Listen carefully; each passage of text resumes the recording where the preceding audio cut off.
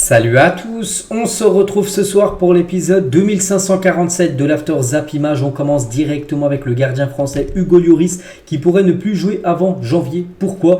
Donc le gardien français s'entraîne toujours avec l'équipe première de Tottenham mais n'est plus sélectionné pour les matchs parce qu'actuellement il y a un nouveau gardien du côté de Tottenham qui goal tous les matchs. Et du coup, lui, il s'entraîne avec Lloris, mais il ne joue plus. Donc voilà, il a failli quitter l'équipe de Tottenham et il devrait quitter l'équipe de Tottenham en janvier prochain, mais surtout peut-être plus jouer jusqu'à janvier prochain. Donc on lui envoie beaucoup de force à Hugo Lloris. On va parler du Bayern Munich qui va de nouveau tenter de recruter Palhinha en janvier. Donc ça a été l'objectif de Thomas Tuchel lors des derniers jours de mercato. Même il avait dit ouvertement que Thomas Tuchel et Bayern a voulu ce genre de Fulham, ça c'est pas fait et en gros le Bayern va revenir à la charge dès le 1er janvier prochain concernant ce genre Palhinha. Antoine Griezmann a refusé comme une offre de 50 millions d'euros net par saison en provenance d'Arabie Saoudite cet été. En gros c'est deux fois ce qui touche du côté de l'Atlético, il a touché à peu près 20 net du côté de l'Atlético, c'est même plus de deux fois donc ce qu'il aurait pu toucher. Donc le PSG a également approché Griezmann pour essayer de le convaincre, mais les prétentions salariales du français auraient contraint Paris à abandonner cette piste. Donc il avait vraiment des pistes Antoine Griezmann, mais voilà, il est bien resté du côté de l'Atlético et il aurait pu toucher quand même le jackpot du côté de l'Arabie Saoudite. Tiens, toujours du côté de l'Arabie Saoudite, on va parler de John Terry qui va devenir le nouvel entraîneur de Al-Shabaab en Saudi Pro League. Voilà, cet ancien coach qui avait été coach à l'époque de Aston Villa. Il a coaché aussi quelques autres équipes. Il devrait devenir le nouveau coach de cette équipe de Al-Shabaab. Toujours avec un coach et c'est officiel, Laszlo Bologna prolonge jusqu'en 2025 du côté du FC Metz. Il a fait du bon taf. N'oubliez pas que Metz est un promu. Ils sont montés cette saison en Ligue 1 et du coup le coach est prolongé d'une année supplémentaire. Il a une fin de contrat en 2024, du coup une année de plus. Toujours avec les coachs, John Textor, le propriétaire de Lyon, recherche un entraîneur anglophone capable de remettre à l'endroit l'effectif de cette équipe de Lyon qui est actuellement à l'envers. Il est épaulé par Mathieu Louis-Jean et on parlait beaucoup, des rumeurs parlaient de Graham Potter et le coach a en gros repoussé les avances de Lyon. Pour lui en gros c'est pas encore le bon moment pour revenir et surtout peut-être il a vu la situation de Lyon puis s'est dit voilà, si mon retour ça semble encore très compliqué dans une équipe qui est actuellement dans l'impasse totale, donc c'est pour ça qu'il a repoussé cette équipe de Lyon, Graham Potter. Donc ça sera un autre coach du côté de Lyon, mais voilà, une chose qui est quasiment sûre, c'est que Laurent Blanc devrait bien être licencié. Le Real Madrid a pris contact avec la NFL, donc c'est du football américain, et la NBA, donc du basket, pour pouvoir organiser des rencontres dans le nouveau Santiago Bernabéu qui est quasiment prêt. Il sera inauguré au mois de décembre prochain, mais par exemple Real Madrid a déjà joué dedans, c'était samedi dernier contre l'équipe de Retafe. Il est magnifique ce stade et n'oubliez pas que la pelouse est rétractable en l'espace d'un quart d'heure. Une surface de pelouse, ça peut être une surface de parquet ou une surface de goudron, peu importe, parce qu'il y a plein d'étages en dessous du Bernabéu pour changer bien sûr la pelouse, tout ça. Donc il aimerait organiser des matchs de NBA, de football américain, des concerts pour générer de l'argent. N'oubliez pas qu'il pourrait générer ce stade plus de 400 millions d'euros par an quand même pour l'équipe du Real Madrid, avec tous les événements qui pourraient se dérouler bien sûr dans ce stade madrilène. La Ligue 1 est le deuxième championnat à avoir le plus dépensé cet été sur le marché des transferts. Bien évidemment, le numéro 1 et la première ligue est très haut. Si vous regardez les graphiques en bas, la première ligue sont tout en haut. Et deuxième championnat, c'est le championnat français. 900 millions d'euros a été déboursé quand même par les clubs français, donc beaucoup par le PSG. Le PSG, je crois que c'est au moins 300, à peu près 300 si on cumule tous les transferts. Et Colomani déjà 90, Gonzalo Ramos 80, ça fait déjà un sacré paquet d'argent. Ugarte ça fait 60, donc ça fait 300 pour le PSG. Le reste, ça fait comme 600 millions d'euros pour tous les autres clubs. Donc c'est plus que la Saudi Pro League. La Ligue 1 plus recrutée, plus achetée que le championnat saoudien, plus que la Serie A, plus que la Bundesliga 747 et beaucoup plus que la Liga seulement. C'est déjà énorme, 439 millions d'euros. Sergio Ramos, il va également de sa petite pique envers le PSG. Donc au PSG, j'avais eu l'occasion de continuer, mais à cause de sensations ou d'autres choses, tu penses que le cycle est fini. Ce n'est pas une question de contrat, d'argent ni d'année, c'est une question sportive, de mentalité, de philosophie, de sentiment, et je pensais que c'était assez vite que j'allais retrouver tout ça. Donc voilà ce qu'il a pu dire Sergio Ramos par rapport à son ancien club, à l'équipe du Paris Saint-Germain. On va parler de Cristiano Ronaldo par rapport à la Coupe du Monde 2026. Est-ce que c'est un objectif pour lui? Il a dit, je vais être honnête, je ne peux pas me projeter aussi loin. Tout peut arriver, je peux vivre l'instant présent, je veux faire un grand euro et après nous verrons ce qui va se passer. C'est vrai qu'il fait les choses dans l'ordre, il a bien raison. Tout d'abord se focaliser sur l'euro, qu'il fera certainement avec le Portugal l'été 2024 et après il verra, parce qu'après l'euro c'est encore 2 ans qu'il faudra attendre, c'est long, 2 ans, jusqu'à la prochaine Coupe du Monde 2026 et là il verra vraiment s'il voit au jour le jour en gros si c'est possible ou non d'aller jusqu'à cette Coupe du Monde. Je suis sûr qu'il ira. Ronaldo, jusqu'à cette future Coupe du Monde, il aura quand même, dans le croisé, il a 38 ans, il aura 41 ans. S'il est présent pour cette Coupe du Monde 2026, qui devrait être sa dernière bien sûr s'il serait présent. Ronald Koeman sur les propos de Louis van Gaal. Louis van Gaal avait dit là il y a quelques jours en gros l'Argentine de Léo Messi, en gros la FIFA avait tout fait en gros pour que ça soit l'Argentine qui gagne cette Coupe du Monde, pour donner la Coupe du Monde à Léo Messi. Donc Koeman il a réagi à ça, il a dit je n'aurais pas dit ça si j'étais lui, j'ai vécu des moments en Liga où j'avais le sentiment que le Real Madrid était plus favorisé que le Barça, mais on ne peut pas le prouver, donc il vaut mieux ne rien dire. C'est vrai que voilà, même si il y en a plein qui pensent que la FIFA a favorisé peut-être l'Argentine pour cette victoire de Coupe du Monde, en gros il n'y a rien pour le prouver, c'est vrai qu'il n'y a rien pour le prouver, donc tu peux pas dire ça. Voilà ce qu'a dit Koeman par rapport aux propos de Louis van Gaal, le sélectionneur néerlandais lors de la dernière Coupe du Monde. Regardez, en parlant de ça de Léo Messi, vu qu'on en parlait juste avant, donc Claudio Tapia, le président de la Fédération argentine de football, sur la présence éventuelle de Léo Messi à la Coupe du Monde 2026. On parlait tout à l'heure de Ronaldo et le président de la Fédé argentine, donc lui il aimerait vraiment avoir Messi lors de cette Coupe du Monde. Il a dit il ne vous laisse jamais tomber, il vous surprend toujours, il en veut toujours plus, comment pourrais-je ne pas l'imaginer, j'aimerais qu'il soit là pour la Coupe du Monde dans 3 ans. Voilà, de l'Argentine qui remettra son titre en jeu bien évidemment, cette Coupe du Monde remportée pour eux, c'était en décembre dernier.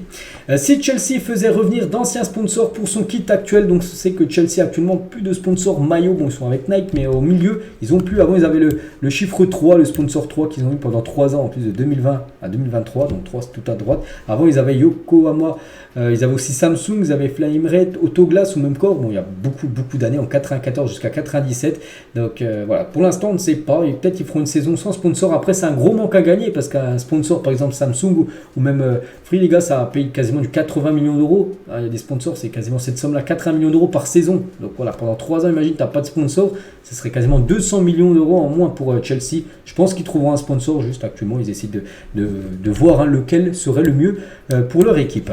Le classement du Ballon d'Or par le journal Goal. Donc hier on a connu la liste des 30, j'en ai beaucoup parlé à midi sur ma chaîne principale. Regardez ce top 12, en gros ça pourrait ressembler à ça. Bon, il n'y a rien d'officiel parce que pour l'instant l'annonce officielle, on connaîtra ça le 30 octobre prochain, mais ça pourrait être Messi le grand favori pour remporter le Ballon d'Or devant Haaland 2e, Mbappé 3e, Vini 4e et Kevin De Bruyne 5e pour parler du top 5.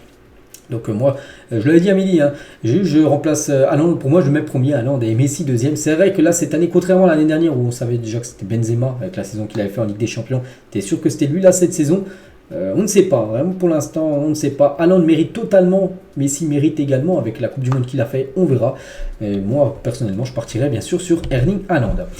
Carlos Alcaraz qui a gagné son quart de finale de l'US Open, un grand tournoi de tennis, c'était dans la nuit dernière. Et il a fait la célébration, regardez, il a dit hey Jude, donc Jude Bellingham quand il célèbre ses buts, il fait la célébration de Carlos Alcaraz. En gros Alcaraz a fait la même célébration que Jude Bellingham. N'oubliez pas qu'Alcaraz, grand fan de football et surtout grand fan du Real Madrid. beIN Sport et la CAF envisagent de résilier leur contrat de diffusion avant la CAN. Donc vous savez, tous les matchs de la Coupe d'Afrique des Nations sont normalement, ou même les matchs de qualification, sont diffusés sur beIN Sport, et en gros beIN Sport pourrait résilier son contrat avec la CAF, ce qui voudrait dire peut-être que la future CAN ne serait pas diffusée sur le diffuseur beIN Sport. Ça reste à être défini. Concernant la chaîne, l'équipe a été récompensée par CB News et désignée meilleure chaîne TV de l'année 2022. Donc félicitations à cette équipe en plus qui a obtenu jeudi les droits TV de l'équipe de France Esport, à 18h30, n'oubliez pas qu'il y a la France contre le Danemark là, dans quelques minutes. Jadon Sancho s'est mis une partie du vestiaire de Manchester United à dos. Certains joueurs n'apprécient pas l'attitude affichée par le joueur anglais. Donc n'oubliez pas qu'actuellement il est quand même écarté du groupe lors des derniers matchs, il ne joue même plus dans le groupe parce que son coach Erik ten Hag disait qu'il ne se donnait pas à fond à l'entraînement alors que lui il disait qu'il se donnait à fond. Donc voilà, c'est compliqué quand même Sancho du côté de Manchester. Noah Lemina, 18 ans, espère gagner la Ligue des Champions avec le PSG aux côtés de son coéquipier de toujours, le jeune Warren Zaïre-Emery, 17 ans. Warren nous refera cette photo avec la Ligue des Champions, donc là on peut voir les deux, Noah Lemina avec Zaïre-Emery, et en gros il s'est changé, je sais pas c'est quoi comme trophée, bon, un trophée junior, et en gros Lemina il a mis on fera la même photo mais cette fois-ci avec le trophée de la Ligue des Champions au PSG ensemble, peut-être dans les années futures, pourquoi pas, ce serait bien sûr merveilleux. Neymar les gars, il a dit donc j'espère Toujours réaliser mon plus grand rêve, gagner la Coupe du Monde, c'est son rêve ultime. Parfois, ça n'arrive pas. Zico ne l'a pas gagné, mais il est une idole et ça n'enlève rien à ses qualités et aux dons qu'il avait. C'est la même chose pour moi. Voilà, par exemple, des légendes comme Zico, une très grande légende à l'époque du Brésil, n'a jamais gagné la Coupe du Monde. Neymar, bon, il veut la gagner, bien sûr, cette Coupe du Monde, mais s'il la gagne pas, il dit ça sera comme ça. Voilà, c'est comme ça. C'est qu'il y a plein de très grands joueurs qui n'ont pas gagné la Coupe du Monde. Des nouvelles de Martin Terrier, ça c'est une bonne nouvelle. Il a repris l'entraînement avec le groupe du Stade Rennais. Il était blessé, rupture, ligament croisé il y a quelques mois et il est déjà de retour. Martin Terrier, c'est une bonne nouvelle. N'oublie pas qu'il a loupé toute la deuxième partie de saison dernière. Donc pour l'instant, il a l'entraînement. On va revoir la compétition. Rennes ne va pas le faire revenir trop vite. Je pense qu'il fera son retour en compétition d'ici un mois. Sofiane Amrabat sur ses hobbies, en gros sur ses passe-temps en dehors du football. Il a dit à vrai dire, j'en ai pas tellement.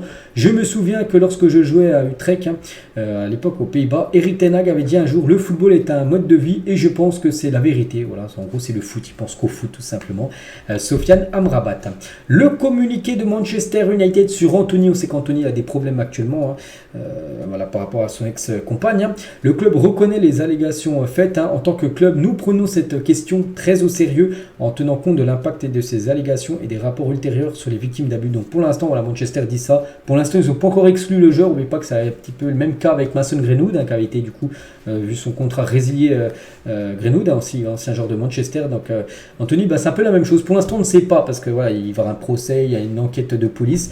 Donc voilà ce qui se dit. Et Anthony, regardez, photo, montage avec l'écusson de Retafe, parce que Retafe qui a déjà Anthony Greenwood, un joueur aussi qui avait un peu les mêmes soucis qu'Anthony, voilà, peut-être Anthony, futur joueur de Retafe. Avec 2 buts en 3 matchs du côté de l'AC Milan, Christian Pulisic est le joueur du mois de l'AC Milan pour son premier mois avec le club. Il commence fort, un ancien joueur de Chelsea, déjà meilleur joueur du mois d'août.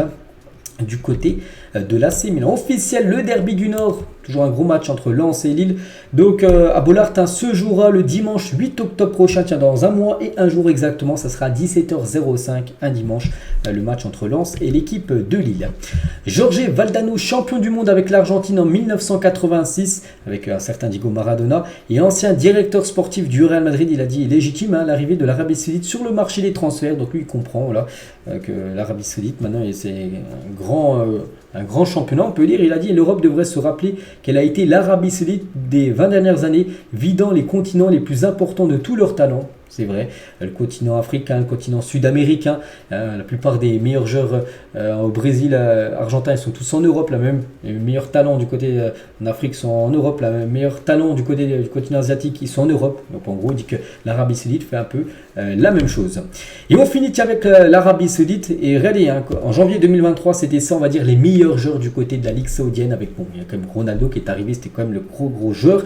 Il y avait Mariga, il y avait Aboubakar, Krikoviak, Luis Gustavo Ever, Banega, Alvaro González et David Ospina. Et maintenant, regardez si on met la meilleure équipe des meilleurs joueurs avec Ronaldo, Benzema, Neymar déjà en attaque. C'est très très lourd. Firmino, Kanté, Milinkovic, Savic, Aymeric Laporte, Koulibaly, regardez aussi le banc. Alan Saint-Maximin, Mahrez, Mané, Neves, Mitrovic, Malcolm, Kessié, Fabinho.